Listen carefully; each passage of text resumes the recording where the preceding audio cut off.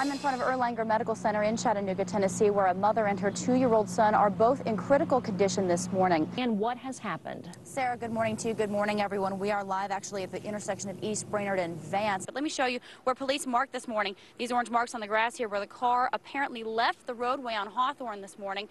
And then if you come down here towards me, you'll be able to see where the car then careened down off this embankment and over into this drainage pipe. Dr. Snow says the biggest bone they could have hoped to find would have been the baby's femur or thigh bone. He says in a newborn infant, it would probably only measure about 1.5 inches long. News Channel 9's Ann Thompson joins us live from the starting line with more. Ann? Well, good morning, Sarah. In fact, in just the last 5 or 10 minutes or so, here at Gordon Lee High School, trucks have started pulling up. They're bringing in all the elements. What's going on now with the roads? How are things looking?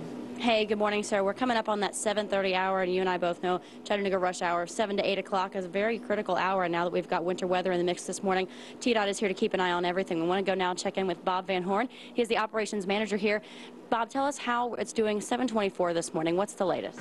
Good. People seem to be heeding the advice that we've been hearing. You can't say it enough in this kind of weather to slow down and leave early. That seems to be the case so far this morning. Yes, that's true. Yeah. Your TDOT trucks are out this morning, all the maintenance crews are out, and you've been able to watch it all, this first major weather event with your cameras. How's it going? It's going good. We've got a front row seat. Bob Van Horn, thank you so much this morning for having us. As you can see, that's the story live from the TDOT Transportation Management Center. Sarah? All right, great advice. Again, we heard a little earlier. That's Ann. Ann, good morning to you. Good morning, Sarah. Good morning to all of you at home. I want to let you all know why we're outside now. We were inside the TDOT Management Center here just a few minutes ago. We decided to come out because things have changed here. It's 5:30. We've been here for about an hour or so, maybe a little longer. We were seeing big, fat snowflakes coming down when we first got here. That has changed. We are now seeing sleet. It's bouncing off the photographer Brent's camera here. It's bouncing off my coat. That's definitely a difference from what we saw at least an hour ago. TDOT itself is also seeing some conditions change. They said they were hearing from their truck drivers down the ridge cut on I-24 that it was changing over to sleet. Also, they're updating the website. That's another function that they do here at the Transportation Management Center. And they're updating, if you go click on the TDOT website, and you'll see road conditions, a lot more yellow on the screen there than I saw an hour ago. They are getting more reports from people. Yellow on that map means they are seeing patches of ice and snow. Of course, they've been putting down the salt and brine for, like Sarah said, about a day now, and maybe a little less. But so it's going to be helping in some places, but certainly there are going to be slick spots. Got a gadget here I want to show you. The TDOT folks were nice enough to lend this to us. It's a surface, or actually just a temperature reader, and if I point it here at the ground, it's reading for me 23 degrees. That's clearly below freezing. So no matter where you're heading outside today, if you are going to head out on the roads, obviously a lot of schools closed and whatnot, but if you do have somewhere to go, Bill said it, everybody's going to say it this morning, the best advice you're going to hear all morning long is to take it slow. Sarah? All right, Ann, thank you very much for that report. We'll continue checking. Let's go live to News Channel 9's Ann Thompson. Ann, what can you tell us? Sarah, good morning. Good morning, everyone at home. It is a very sad morning in South Pittsburgh. The house you see behind me, the duplex there, is burned out. At least one side of it is a total loss this morning, and 3 children are dead. We've learned since we've been on the scene here this morning that a mother and her 3 children were staying with some friends at this duplex when apparently they were sleeping last night around 11 o'clock Central Time, that's 12 Eastern, when this fire broke out. Now, we're told by, we spoke just moments ago with the parents of that woman who were the grandparents of these 3 children, and they say their daughter was woken up by a man who came into the house. We're not sure who that was, but he woke her up, alerted her that there was a fire, and told her to get out. She then tried to get her 3 children out of the house, but she was unable to do that. I'm Ann Thompson in Chattanooga. New details are coming out about the woman killed by her boyfriend last week. We'll have the story coming up on News Channel 9 at 5. From the time he was a teenager, LaVegas Grundy was in trouble with the law. By the time he was 25, he had 40 arrests on his record. 20 were dismissed, either by a judge or by the district attorney's office. Most were not violent. But Grundy was found guilty of carrying a weapon illegally, and in 2000 he was charged with false imprisonment. Aisha Knight was his victim then. But Grundy was ordered to go through anger management classes, and that charge was also dismissed. It was November 6th, 1 month ago, when things took a much more violent turn. Looks like perhaps she may have been to the point where she says, this is enough, I need to get away from this relationship. According to this police affidavit, Knight woke up that afternoon bruised and with marks around her neck like she'd been choked. Police say she called her mother and was going to the hospital when Grundy showed up. He kicked in the door at this house and dragged her out to his car. But Knight's mother arrived, and Aisha managed to get away from Grundy. Police arrested him and charged him with domestic assault, DUI, and more. The next day, he was out on bond. 3 days after police arrested LaVegas Grundy for domestic assault in November, Aisha Knight went to police again. She told them that he started calling her cell phone 20 times. That was a violation of the conditions of his release. So Magistrate Charles Rucker ordered him picked up and held without bond. But LaVegas Grundy was never picked up. Dr. Charlotte Boatwright is the coordinator for the Chattanooga Family Justice Alliance. Certain red flags tell us that this is likely to become more and more lethal.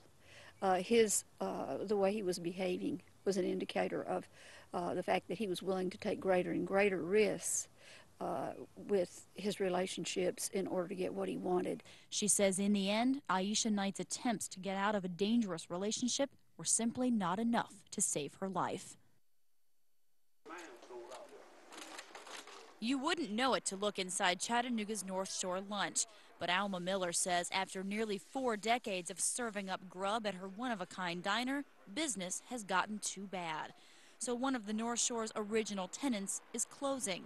This picture was taken around 1890. The eatery that would eventually be Alma's sits faithfully next to the Walnut Street Bridge. Northside Lunch is a throwback to another era. Cokes still come in glass bottles. The customers rave about everything from the coffee to the meatloaf. They don't take credit cards, and in fact, the cash register doesn't even run on electricity. Sticking to the basics has served North Shore Lunch well. They have the best coffee on the North Shore. Really? Well, the real coffee people probably wouldn't agree with me, because here it's just basic coffee, and that's what I like in the morning.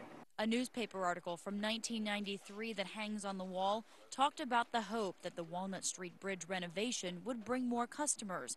Alma says the problem is most of the folks that frequent the bridge are walkers, not eaters. They hate to see me leave. But you know, sometimes you gotta hang it up. So the soup is still on, but not for long. The regulars say the North Shore just won't be the same without a trip to see Alma for lunch.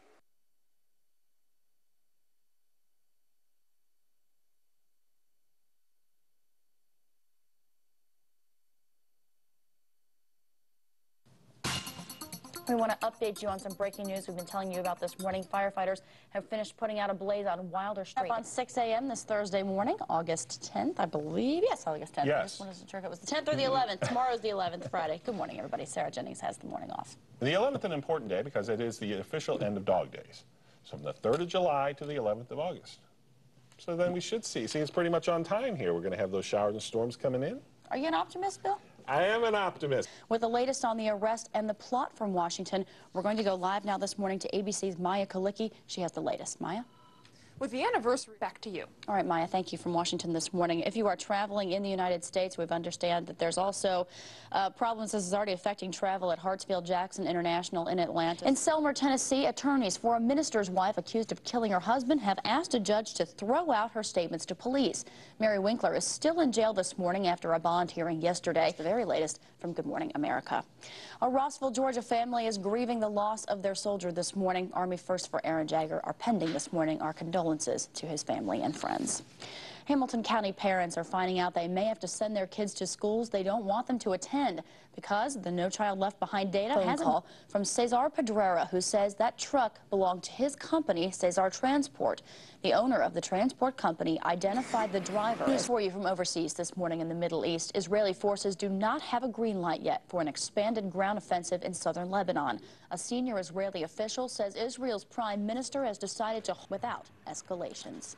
6:08 now. That's the news in this half hour. Let's check traffic with Melissa Turner. Good Thursday morning. Good morning, everybody. It is 6 o'clock on this Friday morning, January 26, 2007. Good morning, Sarah. Good morning to you. We will check in with Bill just a little bit later on in the show, but first we want to get to this top story that we've been following for you all morning long. A firefighter has died in the line of duty in Hamilton County overnight. Other firefighters were injured. You might have heard, if you live anywhere in the Highway 58 area, you might have heard one of the dozens of sirens from responding fire trucks while you were sleeping. This all happened just after midnight on Gamble Road near Highway 58. And as we've been reporting for you this morning, News Channel 9's John Pless is on the scene. He's been there for hours. John, what can you tell us? Well, Ed, I can tell you that right now, back to you in the studios. And John, I know you spoke with Don Allen earlier this morning, and he mentioned that the other firefighters who had tried to save their comrade couldn't even, besides the one who had to be taken to the hospital, couldn't even be convinced to leave the scene there. Is that right? Yeah, they really tried to pull their comrade out. All right, John Pless for us live this morning once again from the Highway 58 area. John, thank you very much. Starts now. Good evening, everyone. Thank you for joining us on this windy and rainy night. I'm Ann Thompson. First on Fox. It's been a long day, a long path from the... Very much, Neil. Of course, Neil will be on hand throughout the newscast with a complete look at what we're looking at tonight. At this hour, we have EPB reporting 7,000 customers in our viewing. Let's go back to Kay Blevins right now in Fort Oglethorpe. Kay, are you there? I'm here, Ann. Can you hear me? I sure can. What's going on? I'm telling you, the winds are pretty fierce. I'm from Fort Oglethorpe and back to you. All right, Kay, thank you for that. Now we move on to Signal Mountain, Tennessee, where whipping winds have downed trees and brought power outages there. That's where we find Fox 61's Jenny Hoff. Jenny, how are we doing tonight? Well, Ann, as you...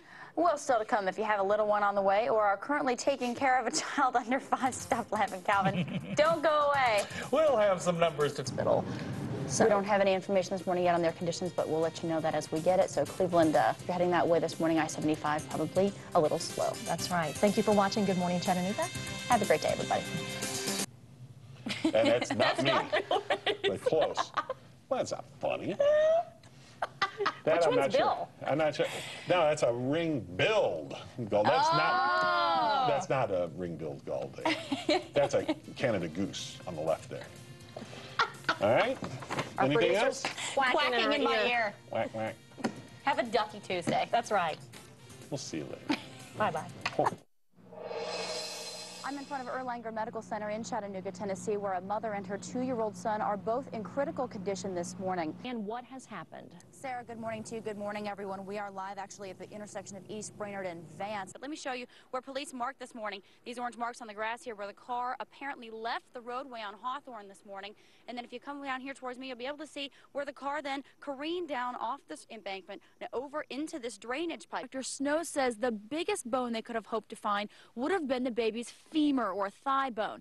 He says in a newborn infant, it would probably only measure about 1.5 inches long. News Channel 9's Ann Thompson joins us live from the starting line with more. Ann? Well, good morning, Sarah. In fact, in just the last 5 or 10 minutes or so, here at Gordon Lee High School, trucks have started pulling up. They're bringing in all the elements. What's going on now with the roads? How are things looking?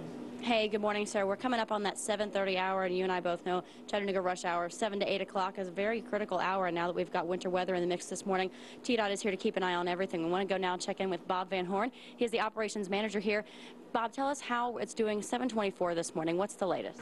Good. People seem to be heeding the advice that we've been hearing. You can't say it enough in this kind of weather to slow down and leave early. That seems to be the case so far this morning. Yes, that's true. Yeah.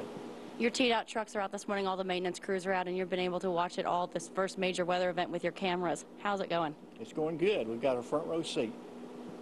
Bob Van Horn, thank you so much this morning for having us. As you can see, that's the story live from the TDOT Transportation Management Center. Sarah? All right, great advice. Again, we heard at News Channel 9's Ann Thompson. She joins us live from the starting line. And what's happening? Sarah, I've got my hat on. The crews are here. They're setting up the starting line. Everything's starting to pick up here in Chickamauga, Georgia.